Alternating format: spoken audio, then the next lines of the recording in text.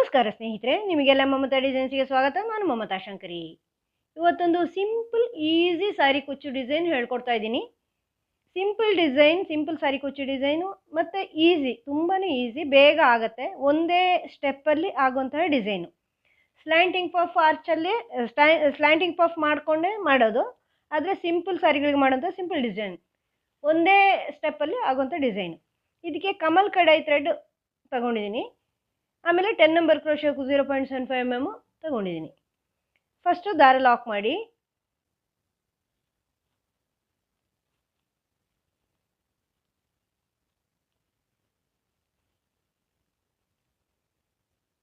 ಈ ಥರ ದಾರ ಲಾಕ್ ಮಾಡ್ಕೊಂಡ್ಮೇಲೆ 2 ಚೈನ್ ಮಾಡ್ಕೊಳ್ಳಿ. 2 ಚೈನ್ ಮಾಡಿ ಇದರ ಪಕ್ಕ ಇನ್ನೊಂದು ಡಬಲ್ ಕ್ರೋಶೆನ ಹಾಕ್ಕೊಳ್ಳಿ. ಈ ಥರ ಡಬಲ್ ಕ್ರೋಶೆ ಹಾಕ್ಕೊಂಡು ಈ ಥರ ಉದ್ದ ಎಳ್ಕೊಳ್ಳಿ. ಈ ಡಬಲ್ ಕ್ರೋಶೆಯಲ್ಲಿ ಪಫ್ ಮಾಡ್ಕೊಳ್ಳಿ. 1 2 ಈ ಥರ ದಾರ ಸುಂದ್ಕೊಂಡು ಇದರೊಳಗಿಂದ ಹುಕ್ಕು ತಗೊಂಡೋಗಿ ಹಿಂಗೆ ದಾರ ತಗೊಂಬನ್ನಿ. 3 4 5 ಸಾರಿ ಈ ಥರ ತಂದಿದ್ದೀನಿ. ಬೇಕಾದ್ರೆ 6-7 ಸಾರಿನೂ ತರ್ಬೋದು. ದಾರ ತಗೊಂಡು ಹಿಂಗೆ ಇದರೊಳಗಿಂದ ತಂದು ಲಾಕ್ ಮಾಡಿ. ಈಗ 1 2 3 4 5 6 ಚೈನ್ ಹಾಕ್ಕೊಂಡಿದ್ದೀನಿ. 6 ಚೈನ್ ಹಾಕ್ಕೊಂಡು ಬ್ಯಾಕ್ ಸೈಡಿಗೆ ಬನ್ನಿ. ಬ್ಯಾಕ್ ಸೈಡಿಗೆ ಬಂದು ಈ 2 ಚೈನ್ ಹಾಕಿದ್ದೀರಲ್ವ, ಅಲ್ಲಿ ಲಾಕ್ ಮಾಡ್ಕೊಳ್ಳಿ. ಫಸ್ಟಿಗೆ ಲಾಕ್ ಮಾಡಿಕೊಂಡು ಒಂದು ಚೈನ್ ಮಾಡ್ಕೊಳ್ಳಿ. ಚೈನ್ ಮಾಡಿಕೊಂಡು ಫ್ರಂಟ್ ಸೈಡಿಗೆ ಬನ್ನಿ. ಫ್ರಂಟ್ ಸೈಡಲ್ಲಿ ಈಗ ಹಾಕಿರೋ 6 ಚೈನ್ ಇದೆಯಲ್ವ, ಇಲ್ಲಿ ಸಿಂಗಲ್ ಕ್ರೋಶೆ ಮಾಡ್ಕೊಳ್ಳಿ. 1 2 3 ಸಿಂಗಲ್ ಕ್ರೋಶೆ ಮಾಡ್ಕೊಳ್ಳಿ. ಸಿಂಗಲ್ ಕ್ರೋಶೆ ಮಾಡಿ ಒಂದು ಸ್ಮಾಲ್ ಬೀಡ್ ಸೇರಿಸ್ತಾ ಇದ್ದೀನಿ. ಈ ಥರ ಬೀಡ್ ಸೇರಿಸ್ಕೊಂಡ್ಮೇಲೆ ಈಗ ಮತ್ತೆ ಸಿಂಗಲ್ ಕ್ರೋಶೆ ಕಂಟಿನ್ಯೂ ಮಾಡ್ಕೊಳ್ಳಿ. 2 3 ಸಿಂಗಲ್ ಕ್ರೋಶೆ ಮಾಡಿದೆ. ಈಗ ನೋಡಿ, ಈಗ ಈ ನೀವು ಪಫ್ ಎಂಡ್ ಮಾಡಿದ್ದೀರಲ್ವ, ಲಾಕ್ ಮಾಡಿದ್ದೀರಲ್ವ, ಇಲ್ಲಿ ನೋಡಿ, ಈ ಲಾಕ್ ಒಳಗಡೆ ಹುಕ್ ಹಾಕಿ, ಈ ಪಫಿನ ಲಾಕಲ್ಲಿ ಹಿಂಗೆ ಹುಕ್ ಹಾಕಿ ಲಾಕ್ ಮಾಡ್ಕೋಬೇಕು. ಈಗ ಒಂದು ಚೈನ್ ಹಾಕಿ ಇನ್ನೊಂದು ಸಾರಿ ತೋರಿಸ್ತೀನಿ ನೋಡಿ. ಇದೆಲ್ಲಿಗೆ ಬರುತ್ತೆ ಅಲ್ಲಿ ಇನ್ನೊಂದು ಡಬಲ್ ಕ್ರೋಶೆ ಮಾಡ್ಕೊಳ್ಳಿ. ಈ ಡಬಲ್ ಕ್ರೋಶೆ ಮಾಡಿದ ಮೇಲೆ ಪಫ್ ಮಾಡಿ ಹಿಂಗೆ ಉದ್ದ ಎಳ್ಕೊಂಡು ಹಿಂಗೆ ದಾರ ಸುಂದ್ಕೊಂಡು ಕ್ರೋಶೆ ಹುಕ್ಕಿಗೆ ಡಬಲ್ ಕ್ರೋಶೆ ಥರ ಇಲ್ಲಿಂದ ದಾರ ತಗೊಂಬನ್ನಿ. ಇಷ್ಟು ಉದ್ದ ಎಳೀರಿ. ಈ ಥರ 5 ಸಾರಿ ಮಾಡ್ಕೋಬೇಕು. ದಾರ ಸುತ್ಕೊಳ್ಳಿ, ಇದರೊಳಗಿಂದ ದಾರ ತಂದು ಎಳ್ಕೋಬೇಕು. 2 3 4 5. ಈಗ ಮತ್ತೆ ಈ ದಾರ ತಗೊಂಡು ಈ 5ರ ಒಳಗೇನು ಹಿಂಗೆ ತಗೊಂಬನ್ನಿ. ಈಗ ಲೂಪ್ ಆಯ್ತು ನೋಡಿ, ಇಲ್ಲಿ ಈ ಥರ ತಗೊಂಬಂದಿದ್ದೀರ. ಮತ್ತೆ ದಾರ ತಗೊಂಡು ಲಾಕ್ ಮಾಡಿ. ಆಮೇಲೆ ಇಲ್ಲಿ ಬಂದು ನಾನು ಸೇರಿಸಿದ್ದೀನಲ್ವ, ಈ ಲಾಕಲ್ಲಿ ಸೇರಿಸೋದು. ಇದು ನೋಡಿ, ಈ ಲಾಕಲ್ಲಿ ಸೇರಿಸ್ಕೋಬೇಕು. ಆಮೇಲೆ ತೋರಿಸ್ತೀನಿ ನಾನೀಗ. ಈಗ 6 ಚೈನು, 5 6 ಚೈನ್ ಮಾಡಿ ಬ್ಯಾಕ್ ಸೈಡಿಗೆ ಬನ್ನಿ. ಬ್ಯಾಕ್ ಸೈಡಿಗೆ ಬಂದು ಈ ಒಂದು ಚೈನ್ ಗ್ಯಾಪ್ ಇದೆಯಲ್ವ, ಇಲ್ಲಿ ಲಾಕ್ ಮಾಡಿ ಒಂದು ಚೈನ್ ಹಾಕ್ಕೊಂಡು ಫ್ರಂಟ್ ಸೈಡಿಗೆ ಬನ್ನಿ. ಈಗ ಹಾಕಿರೋ 6 ಚೈನ್ ಇದೆಯಲ್ವ, ಆ 6 ಚೈನಲ್ಲಿ ಸಿಂಗಲ್ ಕ್ರೋಶೆ ಮಾಡ್ಕೊಳ್ಳಿ.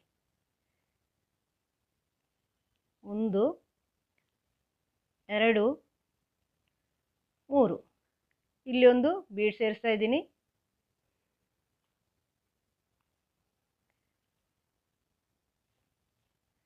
ಮತ್ತೆ 3 ಸಿಂಗಲ್ ಕ್ರೋಶೆ ಕಂಟಿನ್ಯೂ ಮಾಡ್ಕೊಳ್ಳಿ. 2 3 ಈಗ ನೋಡಿ, ಈ ಲಾಕ್ ಮಾಡಿದ್ದೀರಲ್ವ, ಆಗ ನಾನು ತೋರಿಸಿದೆ ನೋಡಿ, ಪಫ್ ಲಾಕ್ ಮಾಡಿರೋದು, ಅದರಲ್ಲಿ ಹುಕ್ ಹಾಕ್ಕೊಂಡು ಲಾಕ್ ಮಾಡಿ. ಈ 3 ಸಿಂಗಲ್ ಕ್ರೋಶೆ ಆದಮೇಲೆ ಅದರಲ್ಲಿ ಹುಕ್ ಹಾಕ್ಕೊಂಡು ಲಾಕ್ ಮಾಡ್ಕೋಬೇಕು. ಮತ್ತೆ ಒಂದು ಚೈನ್ ಮಾಡಿ ಮತ್ತೆ ಡಬಲ್ ಕ್ರೋಶೆ, ಹೀಗೆ ಕಂಟಿನ್ಯೂ ಮಾಡ್ತಾ ಹೋಗೋದು. ಡಬಲ್ ಕ್ರೋಶೆ ನೋಡಿ, ಈ ಥರ ಆರ್ಚ್ ಬರುತ್ತೆ ಅವಾಗ. ಮತ್ತೆ ಉದ್ದ ಎಳೆದು ಪಫ್ ಮಾಡಿ 1 2 3 4 5 ದಾರ ತಗೊಂಡು ಪಫ್ ಲಾಕ್ ಮಾಡಿ. ಆಮೇಲೆ ಈ ಲಾಕಲ್ಲಿ ನೋಡಿ, ಈ ಲಾಕಲ್ಲಿ ನೀವು ಹುಕ್ ಹಾಕ್ಕೊಂಡು ಲಾಕ್ ಮಾಡಬೇಕಾಗಿರೋದು. ಆ 3 ಸಿಂಗಲ್ ಕ್ರೋಶೆ ಆದಮೇಲೆ ಇದರಲ್ಲಿ ನೆನ್ಪಿಟ್ಕೊಳ್ಳಿ. 1 2 3 4 5 6 ಚೈನ್ ಮಾಡಿ ಬ್ಯಾಕ್ ಸೈಡಿಗೆ ಬಂದು ಈ ಒಂದು ಚೈನ್ ಗ್ಯಾಪಲ್ಲಿ ಲಾಕ್ ಮಾಡಿ ಒಂದು ಚೈನ್ ಮಾಡ್ಕೊಂಡು ಫ್ರಂಟ್ ಸೈಡಿಗೆ ಬನ್ನಿ. ಚೈನ್ ಮಾಡದೇನೂ ಬರ್ಬೋದು, ಬೇಕಾರೆ ಏನಾಗಲ್ಲ, ಚೈನ್ ಮಾಡಿದ್ರೆ ಚೆನ್ನಾಗಿರುತ್ತೆ ಅಂತಷ್ಟೇ. ಮಾಡಿ ಫ್ರಂಟ್ ಸೈಡಿಗೆ ಬನ್ನಿ. ಈ ಥರ ಸಿಂಗಲ್ ಕ್ರೋಶೆ ಮಾಡ್ಕೊಳ್ಳಿ 3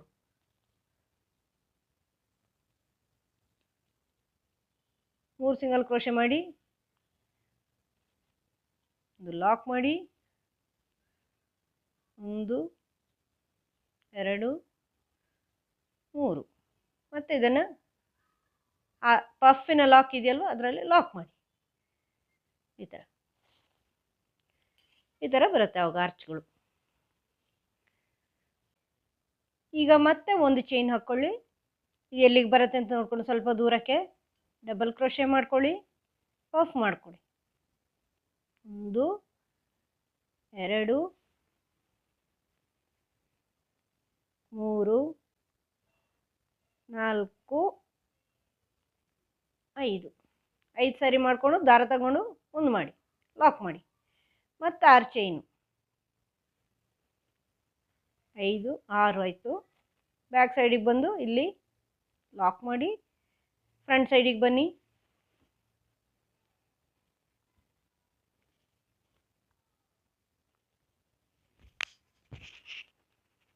ಸಿಂಗಲ್ ಕ್ರೋಶೆ ಮಾಡ್ಕೊಳ್ಳಿ. 1 2 6 ಚೈನ್ ಇದೆಯಲ್ವ ನೀವೀಗ ಹಾಕಿರೋದು ಅದರಲ್ಲಿ ಬೀಡ್ ಸೇರಿಸಿ ಮತ್ತೆ ಸಿಂಗಲ್ ಕ್ರೋಶೆ ಮುಂದುವರಿಸ್ಕೊಳ್ಳಿ. ಈ ಥರ 4 ಹಾಕ್ಕೊಳ್ಳಿ. ಈಕ್ವಲ್ ಆಗಬೇಕು, ಮಿಡ್ಲಲ್ಲಿ ಬೀಡ್ಸ್ ಬರಬೇಕು. ಆಮೇಲೆ ಈ ಲಾಕಲ್ಲಿ ಪಫಿನ್ ಲಾಕಲ್ಲಿ ಲಾಕ್ ಮಾಡ್ಕೊಳ್ಳಿ.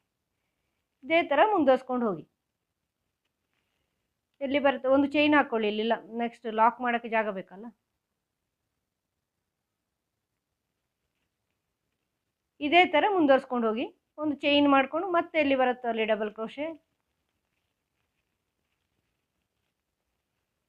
ಗುದ್ದಾಡ್ಕೊಳ್ಳಿ, ಪಫ್ ಮಾಡ್ಕೊಳ್ಳಿ.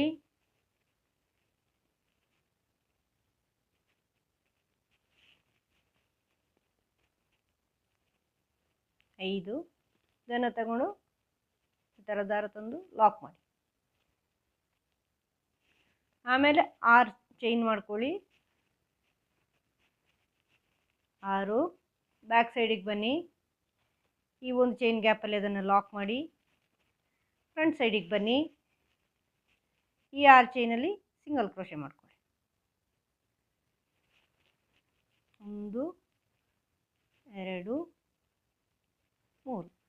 3 ಸಿಂಗಲ್ ಕ್ರೋಶೆ, ಒಂದು ಬೀಡ್,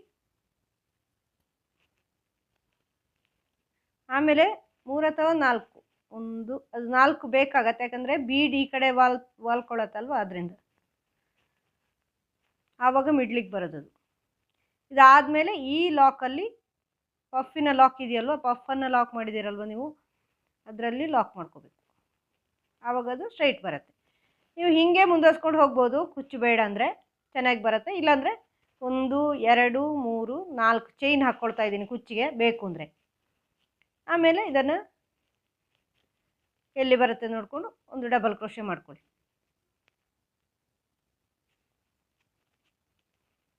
ಹೀಗೆ ಡಬಲ್ ಕ್ರೋಶೆ ಮಾಡಿಕೊಂಡು ಕುಚ್ಚು ಅದು ಪಫ್ ಮಾಡ್ಕೊಳ್ಳಿ. ಕುಚ್ಚಾದಮೇಲೆ 2 3 4 5 ಇದರಲ್ಲಿ ದಾರ ತಗೊಂಡು ಒಂದು ಮಾಡಿ ಲಾಕ್ ಮಾಡಿ. ಈ ಲಾಕಲ್ಲಿ ಆಮೇಲೆ ಲಾಕ್ ಮಾಡ್ಕೋಬೇಕು. 1 2 3 4 5 6 ಬ್ಯಾಕ್ ಸೈಡಿಗೆ ಬನ್ನಿ. ಈಗ ನೀವು ಇಲ್ಲಿನೂ ಮಾಡ್ಬೋದು, ಏನಾಗಲ್ಲ. ಆದರೆ ಅದಕ್ಕಿಂತಲೂ ಸೇಫು ನೀವು ಈ ಡಬಲ್ ಕ್ರೋಶೆ ಹಾಕಿದ್ರಲ್ವ ಪಫ್ ಮಾಡಲಿಕ್ಕೆ, ಆ ಡಬಲ್ ಕ್ರೋಶೆ ಚೈನಲ್ಲಿ ಲಾಕ್ ಮಾಡ್ಕೊಳ್ಳಿ. ಇಲ್ಲಿ ಹೀಗೆ ಡಬಲ್ ಕ್ರೋಶೆ ಚೈನ್ ಇರುತ್ತಲ್ವ ಅದರಲ್ಲಿ. ಈಗ ಒಂದು ಚೈನ್ ಹಾಕ್ಕೊಂಡು ಫ್ರಂಟ್ ಸೈಡಿಗೆ ಬನ್ನಿ. ಇಲ್ಲಿ 3 ಸಿಂಗಲ್ ಕ್ರೋಶೆ ಮಾಡ್ಕೊಳ್ಳಿ. 1 2 ಇಲ್ಲೊಂದು ಬೀಡ್ ಸೇರಿಸಿ, ಮತ್ತೆ 4 ಸಿಂಗಲ್ ಕ್ರೋಶೆ. ಅದು ಒಂದು ಸೈಡಿಗೆ ಬಂದಂಗೆ ಆಗುತ್ತೆ, ಅದಕ್ಕೆ ಇಲ್ಲಿ ಈ ಕಡೆ 4 ಹಾಕ್ತಾ ಇದ್ದೀನಿ. ಒಂದು ಸೈಡ್ 3, ಒಂದು ಸೈಡ್ 4. ನೀವು ನೋಡ್ಕೊಳ್ಳಿ, ನೀವು ಮಾಡಿದ್ದಲ್ಲಿ ಸರಿ ಬಂದರೆ ಓಕೆ. ಮಿಡ್ಲಿಗೆ ಬರಬೇಕು ಬೀಡು. ಈ ಪಫಿನ ಲಾಕಲ್ಲಿ ಲಾಕು ಒಂದು ಚೈನ್ ಮಾಡಿಕೊಂಡು ಅದು ಎಲ್ಲಿಗೆ ಬರುತ್ತೋ ಅಲ್ಲಿ ಡಬಲ್ ಕ್ರೋಶೆ, ಪಫು, ಇದೇ ಥರ ಮುಂದುವರ್ಸ್ಕೊಂಡು ಹೋಗಿ. ಇಲ್ಲಿ ಕುಚ್ಚು. ತುಂಬಾ ಚೆನ್ನಾಗಿ ಕಾಣಿಸುತ್ತೆ ಇದು design. Simple design, easy design. ಪಫಿನ ಮೇಲೆ ಒಂದು ಆರ್ಚ್ ಥರ ಬರುತ್ತೆ.